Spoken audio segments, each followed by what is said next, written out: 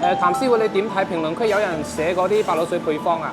評論區嘅白鹵水配方，好老實話俾人，肯定唔係我哋老東家嘅。咁呢個配方係點出咧？應該係第二啲師傅嘅一個心得啦。咁我哋嘅白鹵水配方咧，其實我想公開都唔敢，因為我要保護我哋老東家嘅一個知識產權。我雖然係做咗咁多年，但係咧呢個配方我都盡量唔會公開嘅。咁我哋呢個白鹵水可唔可以攞去浸雞啊？